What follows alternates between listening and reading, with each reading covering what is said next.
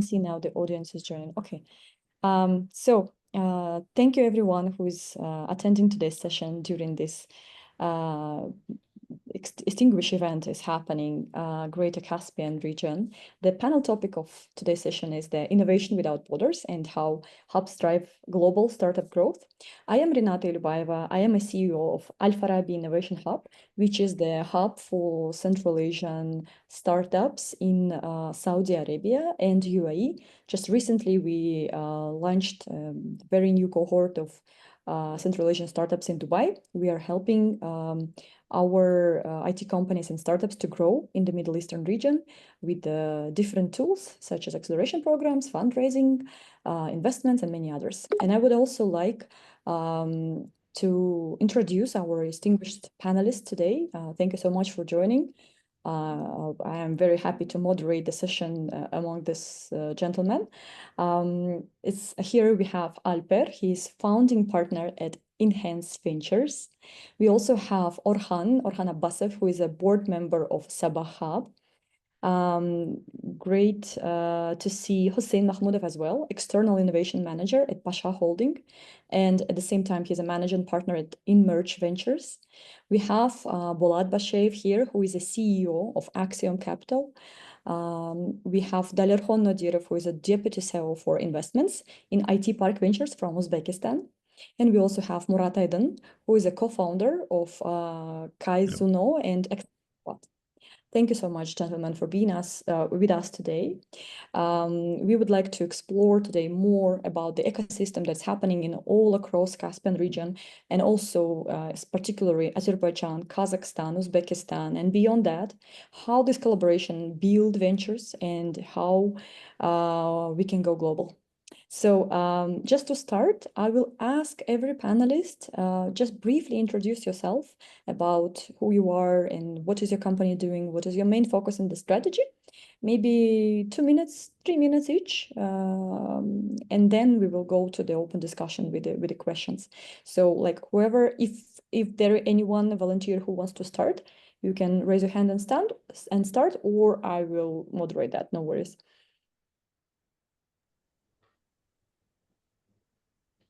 Okay, then I will be a moderator. Okay, Dalerkhon, I think you are unmuted, so let's start with IT Park Ventures.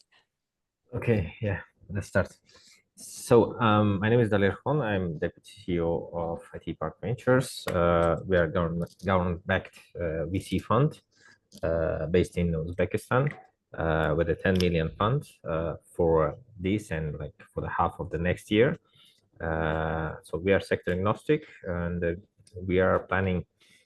We are investing only in startups that are ready to scale to Uzbekistan, if it's an international startup or willing to scale globally from Uzbekistan. Thank you. Thank you so much. Next one gonna be Murat, I believe.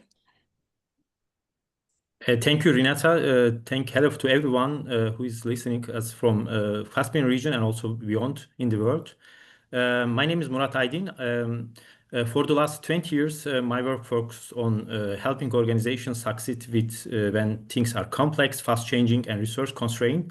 So my background is operational excellence, quality, strategy, execution. I have been working in many different industries, from fast-moving consumer goods to consumer electronics, and also the life science sector. And I have been supporting many organizations on the transformation programs. And now I am leading two companies. One is Excellence Squad. This is in the companies that support for the life science sector, but also the other sectors on the transformation.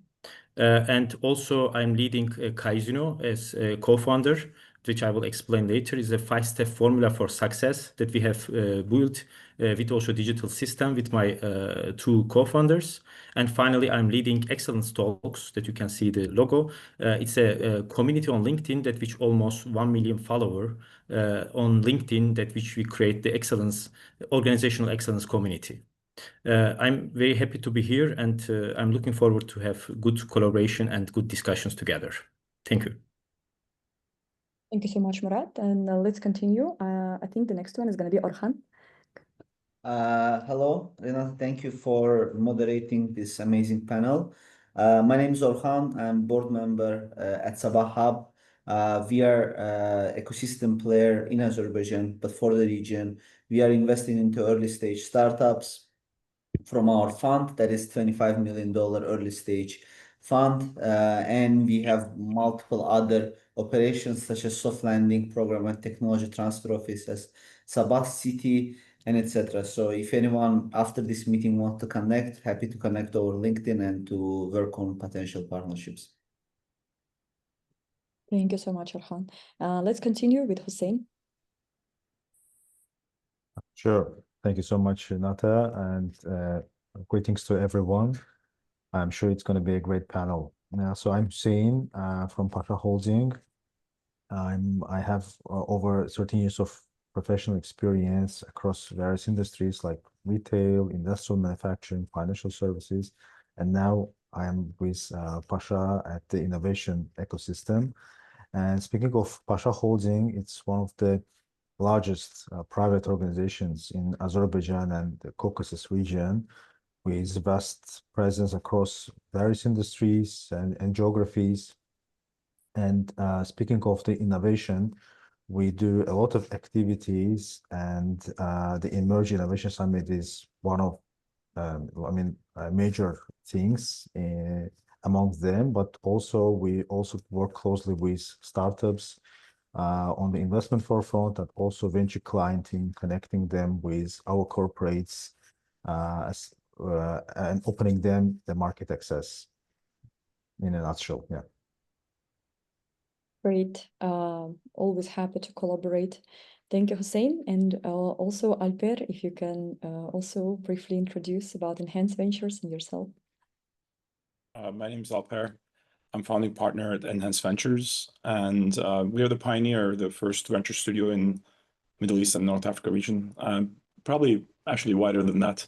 I think when we started some 11 years ago, there was not a venture studio between maybe Italy and China. And we were the crazy people that came and said that we can professionalize entrepreneurship. And we learned a lot in the process. And today we build ventures with large corporates.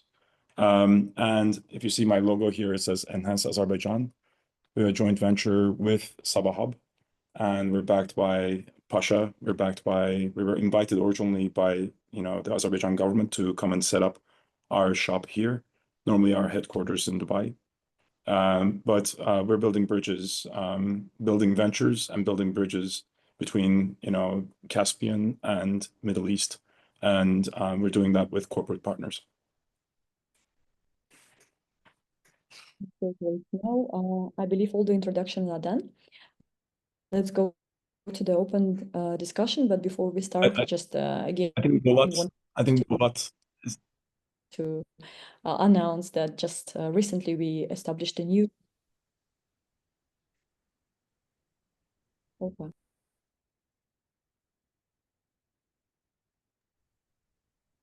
Alper, please, I'm sorry. Probably my connection was bad. You can continue. I was going to say, I'm not sure if Bolat introduced himself. Yes, sorry, this is something bad with my connection. Are you hearing me right now? Please go ahead. Yeah. Okay, perfect. Let's go to Bolat himself, probably, and then I will continue. Sorry for that. Thank you, Renata. Greetings to everyone. My name is Bulat Basheev. I'm managing partner in venture capital firm called Axiom Capital. We are focused on the early stage startups in tech, pre-seed seed stages. Already invested in around 20 and 25 companies for the last 12 months. We started only recently, and now raising next funds. And actually, we have 20 years of experience in software development industry, and we could provide a lot of experience to our portfolio companies. So, thank you. Great. Again, thank you, Bulat, for being with us. First of all, we do need to represent our big venture capital, especially with the serious entrepreneurship. So let's continue.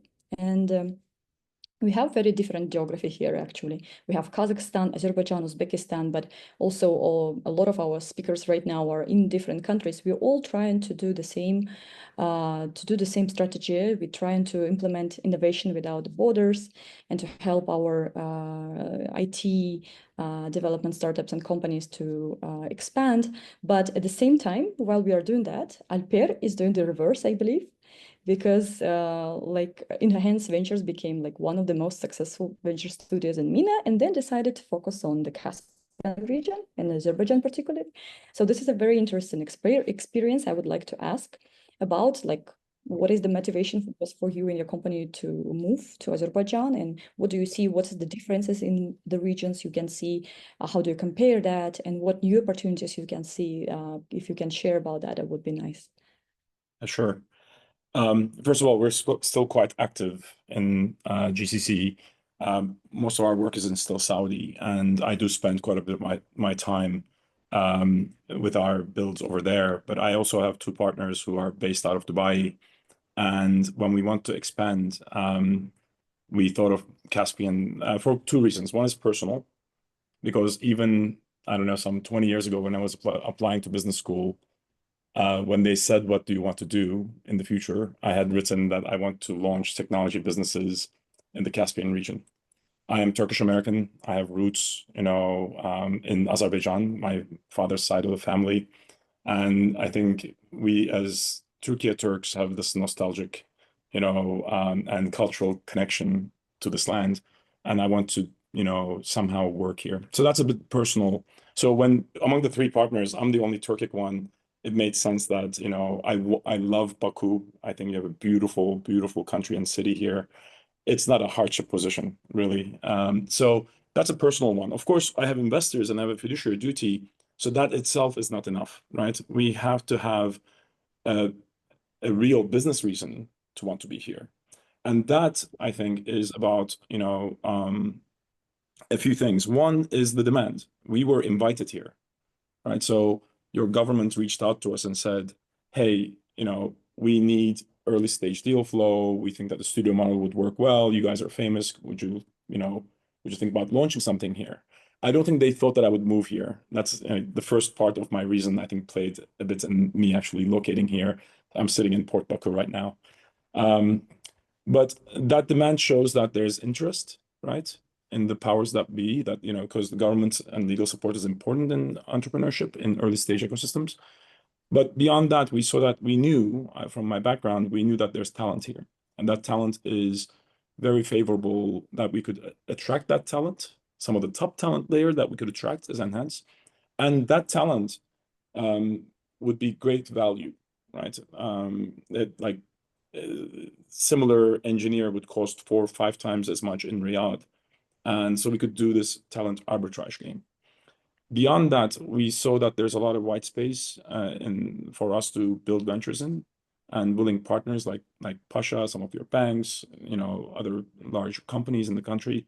And that together we could fill that white space by launching startups and use Azerbaijan, and then, hopefully in the future, Uzbekistan, Kazakhstan, Kyrgyzstan, as launch pads, where we launch startups, and then we expand them to the other markets. And of course, with GCC being our strength, right? We have 40 investors, almost all of them are from GCC, 2/3 are from Saudi. We see Saudi as a natural extension market for the things that we would launch here. But that's the business reason. So personal plus business, we think this is a great place to build and, to expand from. And that's the thesis that we're testing, now that I'm here. That's very interesting. We, as a White Hill Capital, which is the holding of the hub that I'm leading, the White Hill now is doing probably the same experience, because we just recently announced during the InMerge about the new investor vehicle in Azerbaijan, and the talent is one of the key reasons why we are focusing on that reason. So I feel whatever you say here. And talking about the talent, let's continue with Sabah Hub. Orhan, we know that Sabah Hub is the driver and the center of the talent building development in Azerbaijan, especially for the different programs that you are doing, the Baku ID event that you're organizing every year. It's the Sabah city itself. But I would like to ask about the challenges in the region. Like, what are the main challenges here, and when do you search for the talent? When do you develop? When there's a new founders coming to your ecosystems? What do you see as a challenge there, and how Sabah Hub is actually helping those founders to grow? Thanks all for the question. If I'll do a bit of like I want to do a small retrospective about how Sabah Hub was established. Our first event was a hackathon, even before we had any program or anything, and we didn't have a furniture. We had people in the building. That was enough for us. So that's why we always say human capital is the answer to all the questions. Like I remember myself, like 3 a.m. at night assembling chairs because at 7 a.m. we'll have the first guests. But it didn't matter because we had a good talent coming in, and most of those people, they're already in ecosystem. But the thing that is challenging for us is in terms of talents is how ecosystem developed over the years. Because I think it's the same story for all Central Asian and Caspian countries. That the startup ecosystem started a bit later than the corporate, like stable corporate job ecosystem. So that's why good talents, they're in big corporations, and they are in a very comfortable place where it's hard for them to leave that comfort to come and risk everything for a, I would say, gamble. And then what happens naturally is that you have bunch of university students who are super motivated. They do startups, and then an older generation who is supposed to be more experienced and who should be more likely to succeed. They are not willing to risk it all for that slight chance of success. So in the end of the day, activating talent is harder than spotting the talent itself.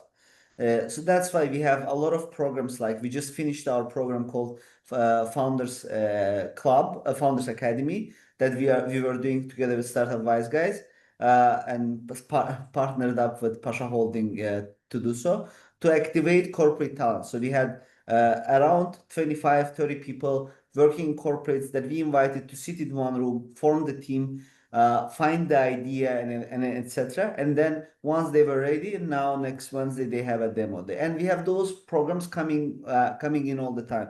And what we believe in is that that program won't necessarily generate result and output, but what it will generate is potential co-founder profile that Enhanced Ventures can use in the future, or Sabah Studio can use, or that person will fail a couple times and then will be a good founder the third time, fourth time.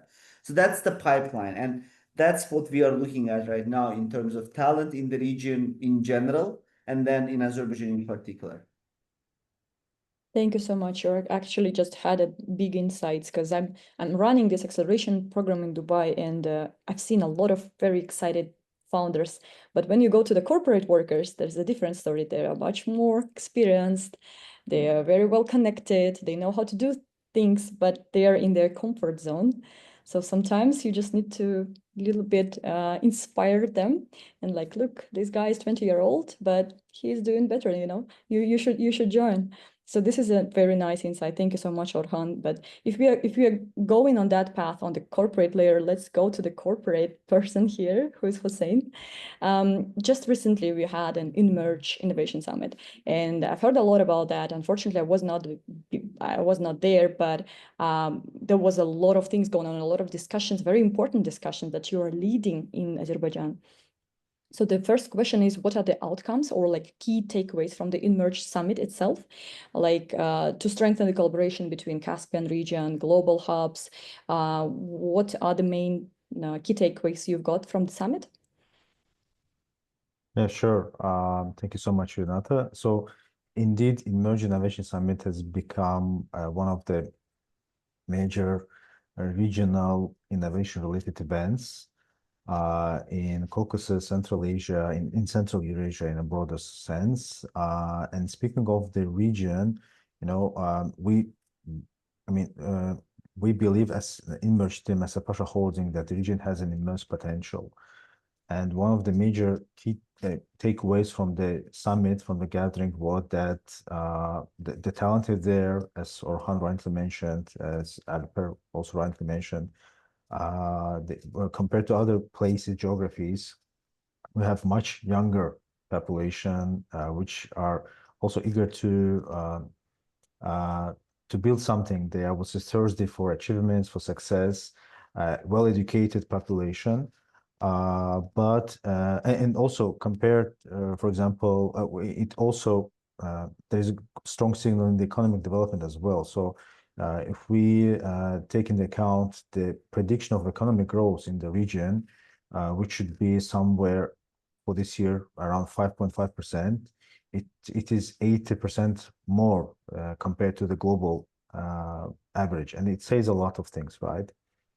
But the pitfall here is that within the region, each country is small as a market, right? So maybe it's not politically correct way, but still I will say it's insignificant on a global map.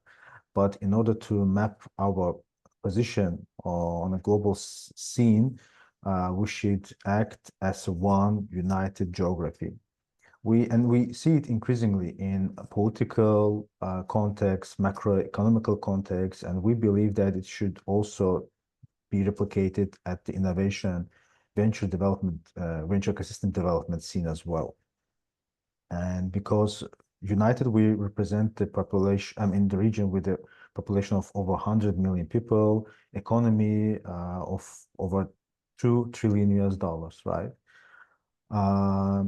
And in that sense, Emerge's position is hugely important. Maybe I might be biased, but as feedback from the participants for all these years, because at Emerge we bring together various stakeholders that are around innovation ecosystem, be it founders, be it venture investors, limited partners to that investors, corporations, governmental organizations, policymakers, thought leaders, on and on, right? And that makes it an ideal playground for experience sharing, knowledge sharing, ideation, exploration of potential synergies, and in order to expand these, we also do various other things. For example, this year we hosted roadshow events, smaller events across the region, and we plan to continue to do so next year. Also expand the geography as well. This year we had inaugural Emerge Investment Forum, bringing in together global private equity investors with AUM of over $4 trillion, right? In order to highlight the opportunity within the region, Caspian region, and the broader region, and also provide the access to the capital for the private, for both startups and in Emerge Investment Forum's case, also to the private equity investors. And most importantly, each year we do, in order to, foster the synergies and partnerships between the Caspian region's innovation ecosystems and global innovation hubs, we do matchmakings. For example, we link the startups with the investors to get the access to the capital that is so much necessary for the ventures, but also most importantly, we link them, connect them with the corporates, both in Azerbaijan and in region, in order to first provide them the access to the market, and second, win some major deals and gain some new customers that are really, really important for the traction. Thank you so much, Hussein. I actually wanted to ask you a second question about the global investors, but you already covered it. Just to continue with that path, last month was so overwhelmed. We had Emerge, we had JTEX, we had Digital Bridge in Astana, and we also had ICT Week in Tashkent, which is a major technology-related event in Uzbekistan. So I would like to move to Daler. Daler, if you can share with us the experience of IT Park Ventures, particularly as your new venture arm in Uzbekistan ecosystem, and how the ICT Week, is there any the same key outcomes you've got as Hussein just shared with us? And also, especially on the, I know that Uzbekistan is doing a huge work in the exporting IT, outsourcing IT startups services from Uzbekistan to the whole world. I don't remember how many offices worldwide you have. It's incredible work. So can you please share with us this expertise? Sure. Yes, we have more than 6 offices worldwide. The IT park itself, I mean, Uzbekistan. So if we talk about the IT park Uzbekistan, we really do a lot of work to develop the ecosystem of the whole region, not only in Uzbekistan. As you see, we collaborate each year with each other. I mean, with Azerbaijan, with Kazakhstan, and with other countries. And we do it together, as we understand that alone we are not that strong. I mean, if you take like Azerbaijan or only Kazakhstan, it would be like 20 or like 8 million population, and the market size is not that big.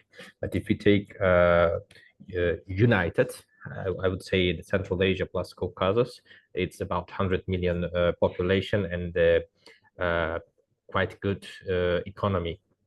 So to develop the startup ecosystem.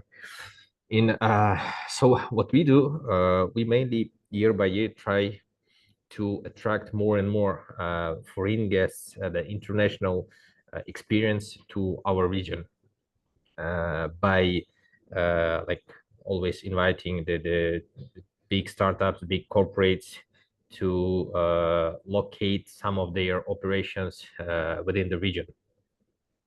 That helps pretty much in a long term run. So they develop what they do mainly is that's the talent management. And from our side as IT Park, we provide with a tax exemptions, the same that like Kazakhstan and Azerbaijan does that. We physical and digital infrastructure, we develop our physical and digital infrastructure so they can feel very comfortably doing a business here. And I see that within the region, it's we really lack some good projects. That's why we need to attract more and more international stories to develop the ecosystem. And I would say that we need to make it together. Like each country brings some good international corporates or businesses to the country, so they can develop together with us.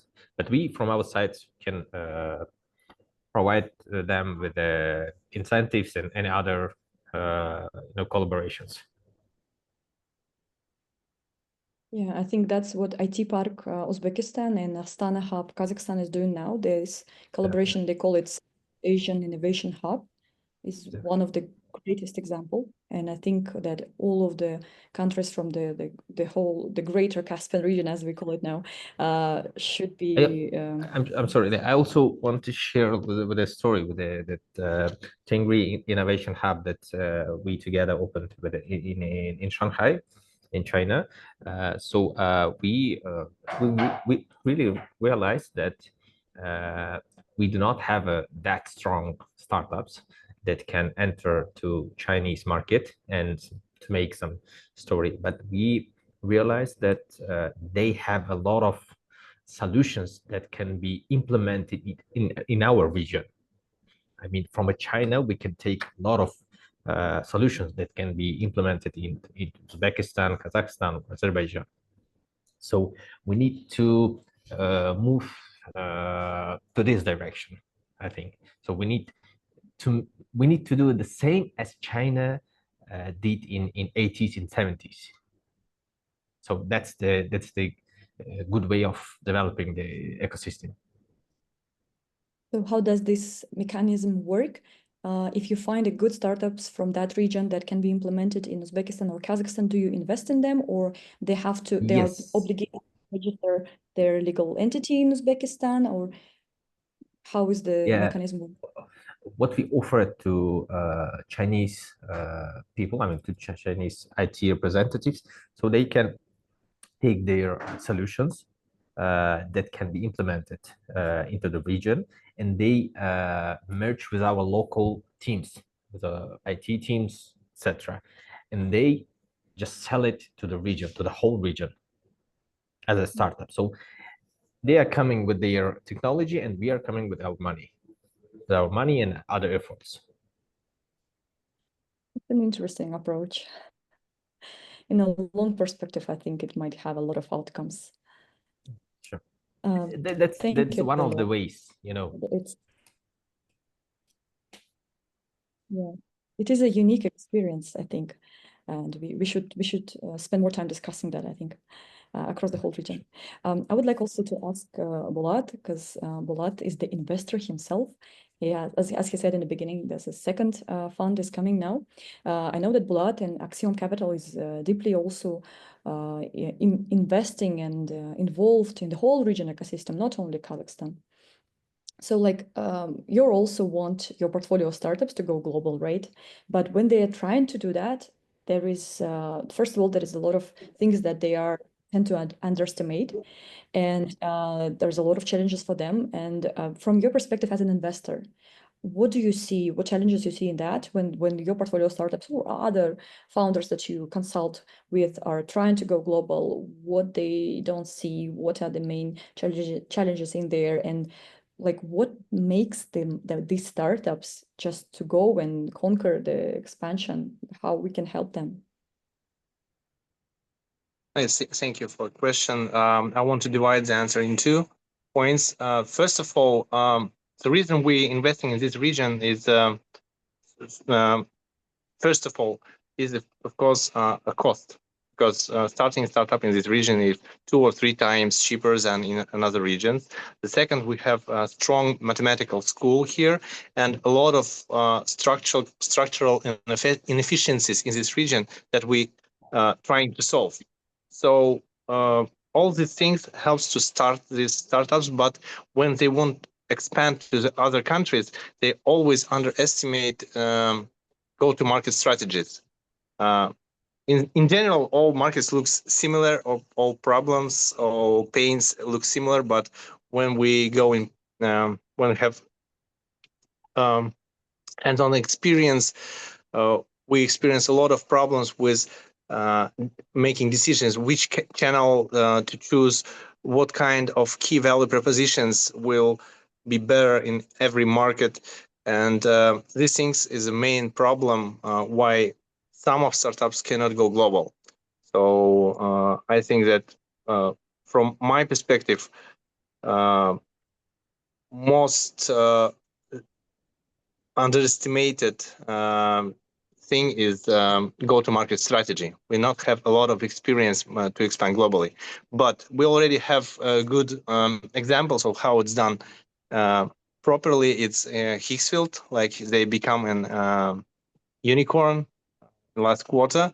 So all the team is sitting in Kazakhstan, but they already have 1 million users and $1 billion USD valuation. Yeah, everyone now is proud by the job that Hicksfield is doing. And I totally agree that GTM strategy now is maybe a little bit weak, what I see also from our startups. But taking into consideration everything that Daler was saying and Albert told before and Orhan about that. Someone trying to say something? No? Okay. From that experience, how do you think, are we ready for this regional syndication? Maybe we should do more co-investments or some deal sharing between our region? Actually, we're already doing a lot of deal sharing our flows and pipelines, because all these ecosystems developing only recently. So we have some shortages with really good startups that have strong vision and good traction. So of course we are sharing our pipelines with our partners in Uzbekistan, Azerbaijan, and other countries, and always discussing our investment thesis for every startup monthly. So I think we're already doing it. Okay, so if I have a good startup that wants to expand but is lacking with fundraising, I know who to call now. Okay, let's continue. I would like to ask Murad as well. So I know that, so actually Murad have led some global excellence programs across Europe, and that was involved the life science industries. And so this is very interesting. If you could just share a little bit more about that experience, and especially what are the main principles of the life science industries startups and companies that you've been working with? Do they have some specific principles that led to their excellence, and can we adapt that to the greater Caspian region as well? Thank you so much, Renata, for this good question. First of all, I would like to share about my background. So I have been working in helping organizations and teams succeed in the different complex and fast-changing environment. Especially now, we know with the regulation, with the geographical difficulties, and also the technological advancement, it's getting more and more difficult for companies and organizations to manage. So I spent about 20 years in organizational excellence, and I have been leading GIST Europe, is one of the Japanese companies, to get and achieve the EFQM Global Excellence Award. So this organizational excellence is not, I will focus on life science because any organizations that would follow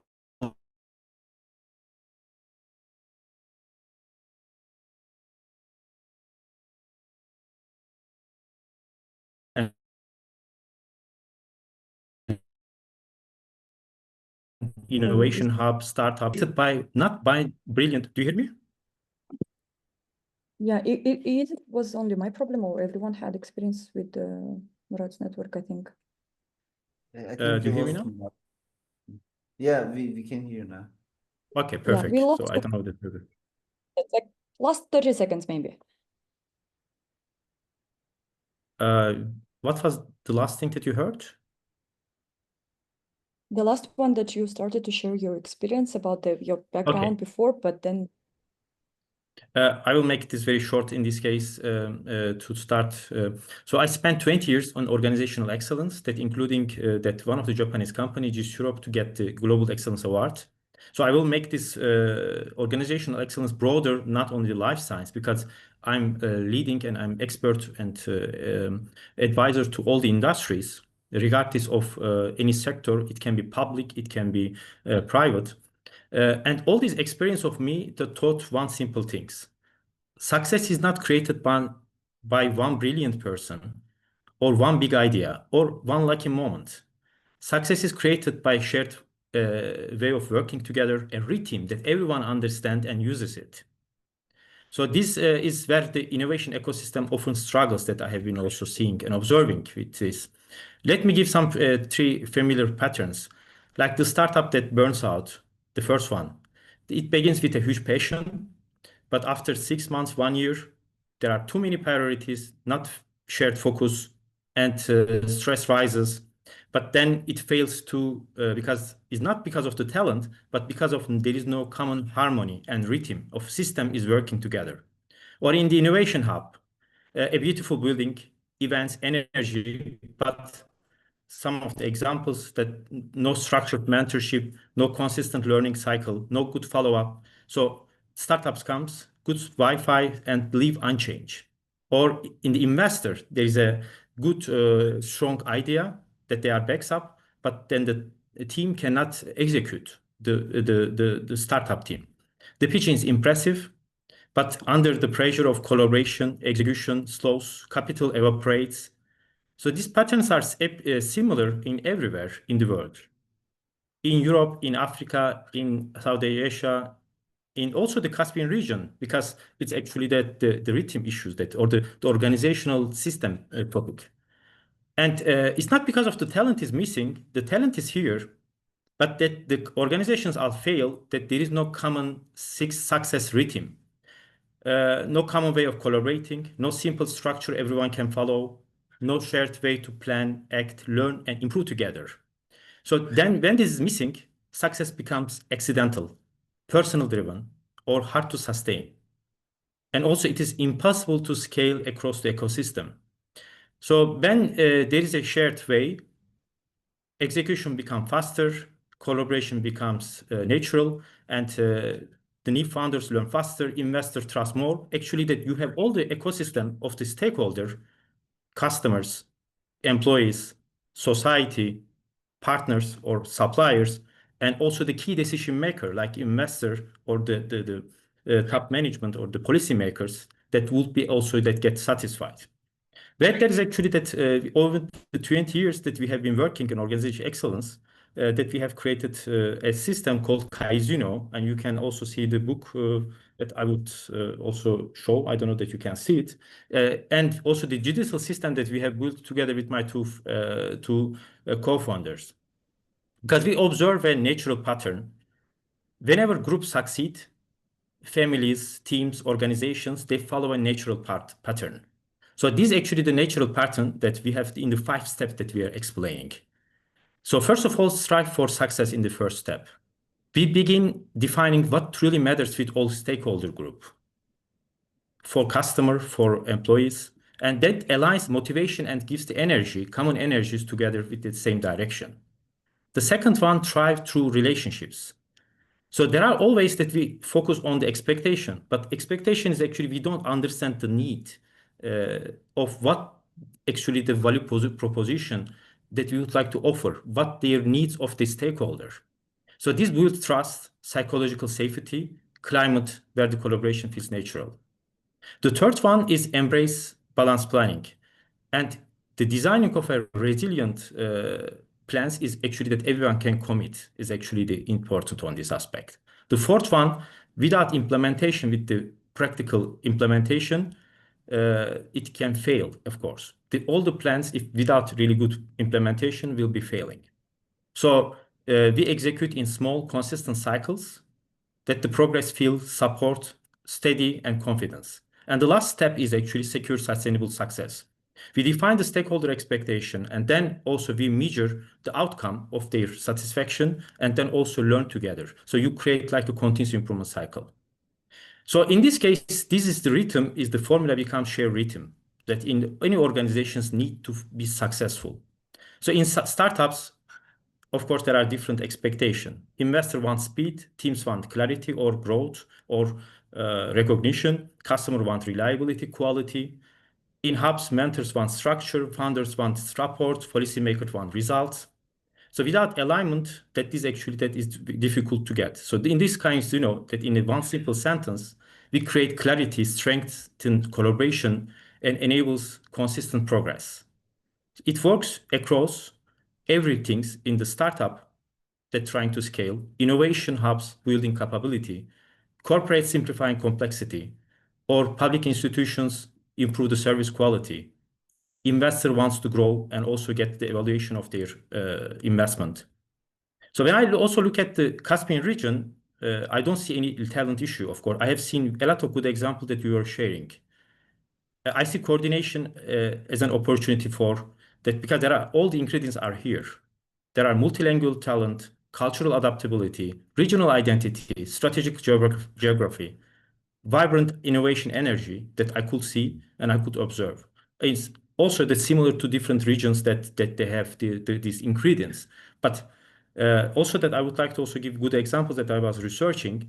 For example, Astana Hub growing the tech environment 18 times since from 2019 or Azerbaijan is rising global startup rankings and innovation hub. So there are a lot of good examples I see. But as I mentioned, what is the needed is the shared rhythm to bring together the movement that it can be scalable, it can be sustainable, like plan, do, check, and act. But using the system, certain steps to achieve this. And without the breaking is one of the issue that you see in the one of the step that it brings the failure instead of success. So therefore, I see a lot of opportunities and also that a lot of possibilities in Caspian region and beyond, that the bring of this rhythm and this together working and this together building a rhythm rooted in a shared meaning, in a shared practice and shared progress. So it was actually in a nutshell of what I would like to summarize. Thank you, Murad. I think based on what you just shared with us in this 5-step formula, we can do a separate workshop for like maybe 3 hours long, inviting all of our portfolio startups from the different funds that represented here, and we can do the deeply workshop later on that. Sounds very interesting.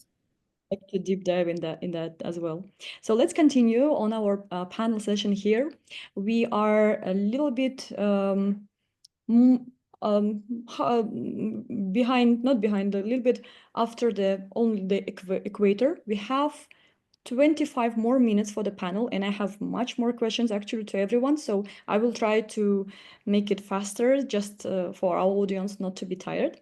So we are going on the second round here, and I would like to add a little bit of the governmental layer, because I mean, we as innovation hubs, as VCs and corporates, we can be very creative, but without governmental support, without big investments, this collaboration across the borders wouldn't be that efficient.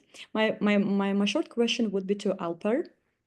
So if we are talking about all the collaborations that we are having, I know that your own personal experience, especially your MIT background, you do have a lot of insights. And what do you think out of that, what global practices from your experience can be brought to Azerbaijan, and not only Azerbaijan? I mean, those would be very valuable for the whole region, Central Asia and Caspian as well. So very dangerous question in that I can have a very long-winded answer, because we actually, over the summer, listed over 100 action items for the region to take. But I want to summarize very, very quickly. Let me see if I can do this in 2 minutes. So we've done research back when I was at MIT on why some ecosystems fail and some succeed, although some look like, you know, from outside they should succeed. Like, why is Estonia, Tallinn so much better than Rome, right? It was a puzzle for us to solve, and we came up with 5 pillars that an ecosystem has to be strong in to succeed as an innovation ecosystem. That's government and legal support. That's access to talent, access to funding, access to markets, and culture, and entrepreneurial and innovative culture. So I'm not going to list 100+ things, but a few quick ones to shoot that that this region, all the countries represented here, have to do much better in. Because yes, there's progress, but we're way behind where we should be. All of these countries are in the 70s, late 70s, 80s, and 90s in the global innovation index rankings, right? Out of 139 countries. I think we all agree we should be in the top 50, right? So we have a long way to go. And if we look at regional, you know, people who are doing better, countries, UAE, Saudi, Turkey, who are in the 30s and 40s, the difference is a few things. One, there's the government and legal part, the first pillar. I think there needs to be proper laws that enable the startup ecosystem. We don't have a VC law, you know, in Azerbaijan, right? We don't have a fund of funds law, right? It's difficult for VC funds that may be presented on this call to take money in and out of this country if they want to invest in an Azerbaijani startup that's set up in ADGM, etc. Right? That's one. Then easier migration and visa regime. I have a Turkish passport. It was a relative, I won't say nightmare. It's difficult for me to get, even with supports of, you know, our partners at Sabah, for me to get a residency in this country. And when I get it, it's for 1 year. I have a 10-year golden visa in Dubai. The government called me and said, we're giving this to you. Send your photo. Like, what is going on? Like, now at the end of this 1 year, it ends in February, my driver's license, my bank account, everything cancels. I need to redo it again. Like, this is easy. We should do this. Talent, access to talent. We need to provide innovation and entrepreneurial education in high school and in universities. It should be a must. Just if it's a few hours, that's okay, but everybody should know what innovation is. Innovation is, it's commercialization plus, discovery, right? You discover something and you commercialize it. So what is that? What are the examples of it? What are different ways of doing it? And what is entrepreneurship? Should people try it? We should get talent activated earlier. We need to educate mentors and angels. There are a lot of mentors in early stage ecosystems that do more harm than good. A lot of accelerators use mentors without educating them, and these people come in and after knowing a startup for 15 minutes, give them the wrong advice, right? Third, access to funding. As I said, we need a regional fund of funds. Why are we struggling? We have essentially $0. I love my pioneers on this call that are putting in, single digit or tens of millions of dollars. That is nothing compared to the size of our economies, and we're too anemic. There is not enough blood in the veins. We need to change that.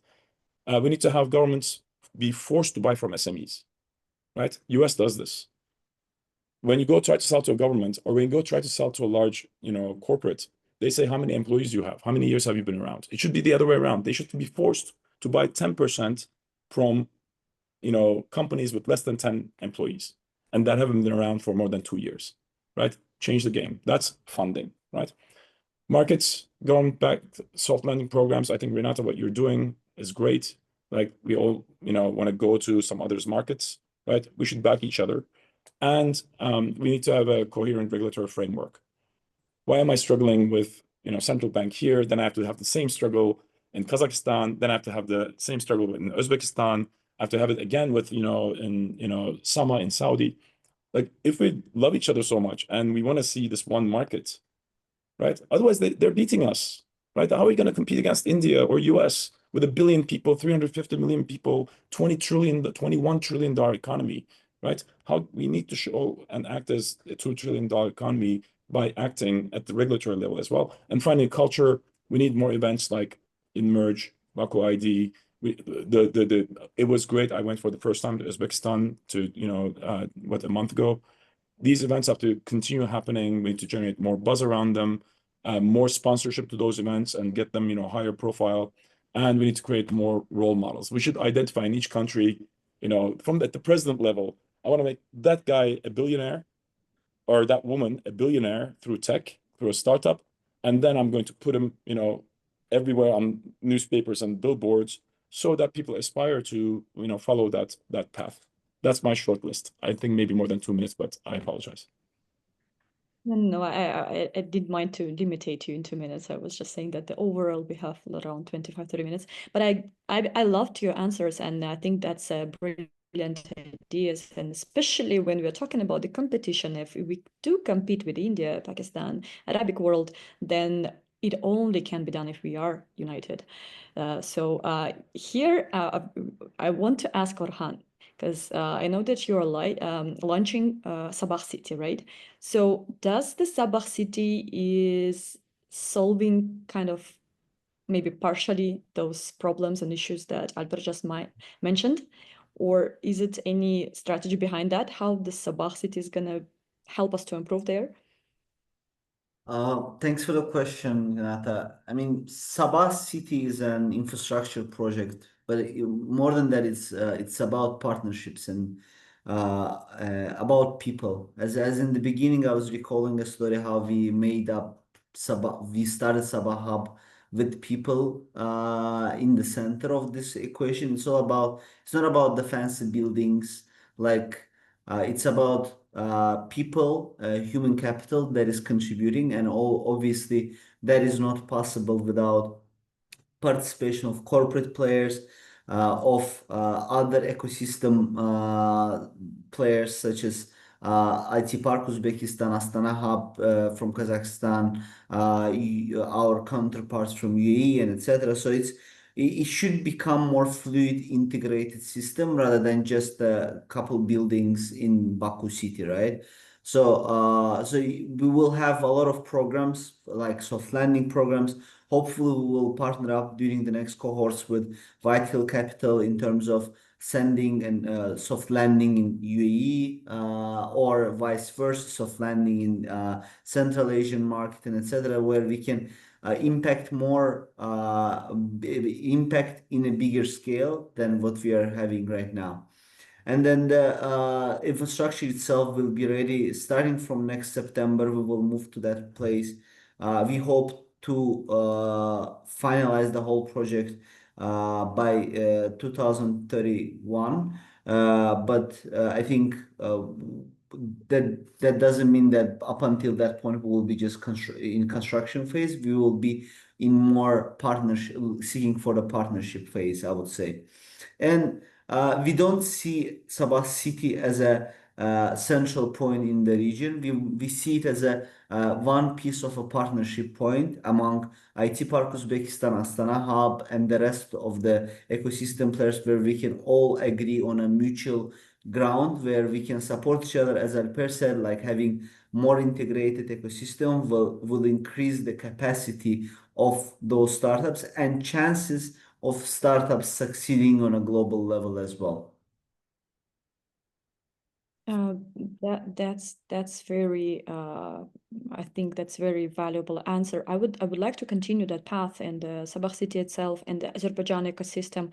I mean, Hussein is doing the bigger role. Like, his role is really big. It's not only Pasha itself, but the venture story. But I think a lot of very early stage startups would like to join the Sabah city, all of this infrastructure. So Hussein, any plans? How do you support those early stage startups to join that infrastructure? And especially when they're early stage and they get all the infrastructure, they get the tax regime and everything that Sabah is providing. After that, fastly grow and jump into international markets, of course, with the help of Kazakhstan, Uzbekistan, and all the Caspian region. But still, like, how do you support those startups? Is there any ideas maybe we can adapt from you as well? Yeah, I mean, I believe that in any case, the experience sharing will be beneficial. So we do a lot of things to help and support the local and regional startups. The most important thing is the venture clienting practice we have implemented at Pasha Holding for over 5 years.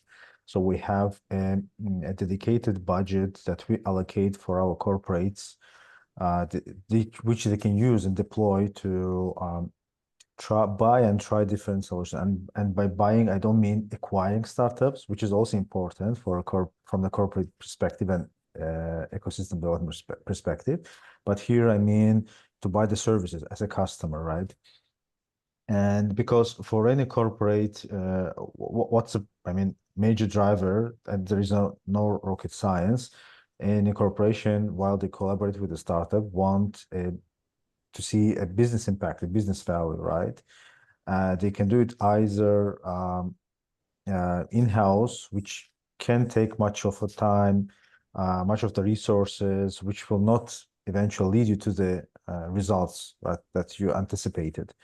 But here, in order for us to provide the business impact for our corporates, to maintain or get the leadership position in the market, but also for us, I always tell that for us, it's not just also about keeping our position or maintaining a leadership position in the market, but also expanding the region, creating new competition, because the competition is key, of course, for the development of any particular market, and also to lead as an example, to show how the corporates, how it is done and how it should be done, or it's possible to be done.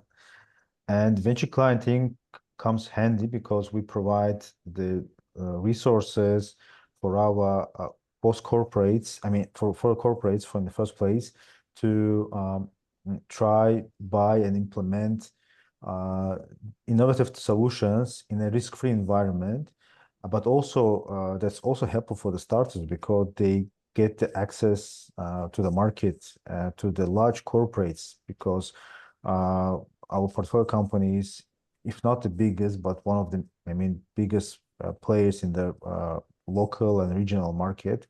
And that's a huge success for them, of course, which helps them in, as you addressed in your second part of the question, scaling beyond the region, because they have now a track record of success, but also it allows them to gain more experience with working with the enterprises, with the corporates, right? And the second story, we do a lot of things, but as a major bucket is the investments. So we have as a Pasha Holding, we have been supporting indirectly that story. We have been limited partners to a couple of venture funds, but we have also tried to play another role, and this time act as general partners and to support the both local and regional startups through the VC investments. Yeah, that's exactly my second question that you already answered. Thank you so much. I would like to ask Bolat, especially like continuing the what we just discussed with Hossein. Like, for example, if you see an Azerbaijani startup coming to Axiom, and you see the potential of expansion here, but what exactly will convince you to invest in the startup, believe that founder? How do you define that this is the potential success here in the expansion? I do believe this founder, he can do the expansion regionally in a short timeline. Like he can attract international relations, international investments. Like what makes you believe in that? I personally believe that investing in startups is like searching for market arbitrage. So it's very different in the different markets, but sometimes it's same. We believe that if startup could solve some arbitrage in Azerbaijan, for example, and we have the same market inefficiencies in Kazakhstan, so it's a cool opportunity to make it. So we're already investing in a lot of startups because we have same maturity level in this region. Sometimes it's same, sometimes it's different, and some startups cannot find market. For example, cannot find market in Kazakhstan, but they could find it in Uzbekistan because it's a lot of small and medium businesses, and Azerbaijan have similar companies in enterprise sector industries like Kazakhstan. So we can expand our customer base. So a lot of synergy in every market in this region. I would actually continue the same question to Daler Hon, because Daler also is doing the same direct investments, and especially what he already shared with China experience and UAE experience that we have. But like just to a little bit extend the same question about the startups and investments, especially believing and convincing that this particular founder can do the expansion. But from your perspective and IT Park Ventures, what do you learn? Do these partnerships actually work? If you see the startup from Azerbaijan, from Kazakhstan, coming to IT Park Ventures, already having some big experience in other market, what makes you convince you to invest in him? What makes you believe that he can do that? And how we can help this type of founders? That's a very good question, Renata. So I would tell from the perspective of our own like experience we had in last year, maybe 2 years. What we see, if we broaden, like we make broader the investment choice of the startups. So nowadays they have not only Uzbek funds, they have the whole region funds that are ready to invest in them. So the first case is when we see that some emerging startups in Kazakhstan or Azerbaijan, we go to to Sabah, to Inmerge, to White Hill in Astana Hub, and ask them about the startup itself, how they are doing. So we are sharing our deals, we are sharing our due diligence and so on. That really helps. And another case, we know that Axiom already, like, we had one startup that we want to invest that, but they didn't meet fully our requirements, but they did meet the requirements of the Kazakh fund, especially like Bolat said, from Axiom, and Axiom invested in them actually because it was a really good startup. And this collaboration really helps these startups benefit from it, and we really hope that it will grow in the future, and we will have the more and more players are coming to our region and investing in a startups, like we can the mutual startups or solo ones. So everyone will benefit from it. Okay. Thank you so much. I have one more question to Murat actually now, but I also see in the chat a couple of questions. I would like to address the last question to Dalerhon right now because it's very relevant to what IT Park is doing. Okay. And then we will continue the question that how like specific options for international startups. Maybe a short overview of that would be very valuable for the audience.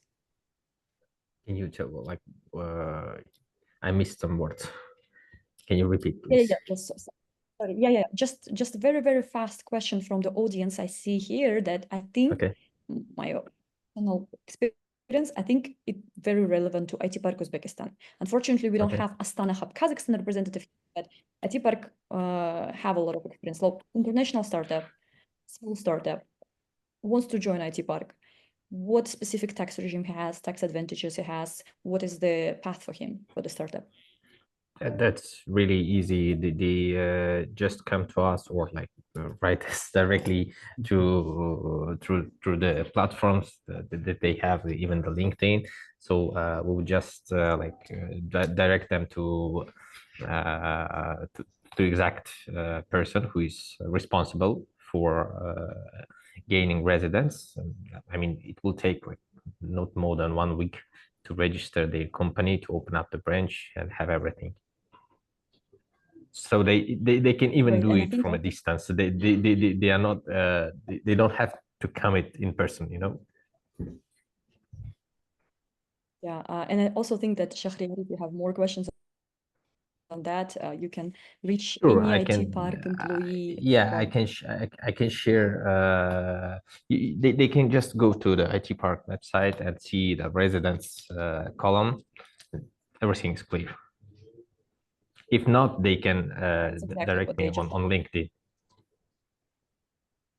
Okay, just to wrap up this session, we have a short maybe advice from the European experience. So we all here from Greater Caspian region, Central Asia, we are investing in startups. We want them to be successful. We want them to expand. What if they want to go to Europe? How we as ecosystem players here can collaborate? What maybe practices we should implement here in this region to help our startups to be in a sustainable, innovational system in Europe? Thank you very much for the good question, Renata. Of course, I will explain from European perspective of this, but this is a global perspective that you can take it from anywhere. Because this organizational excellence principle or the values are applicable in everywhere, because this is actually follows a certain rhythm and the philosophy behind.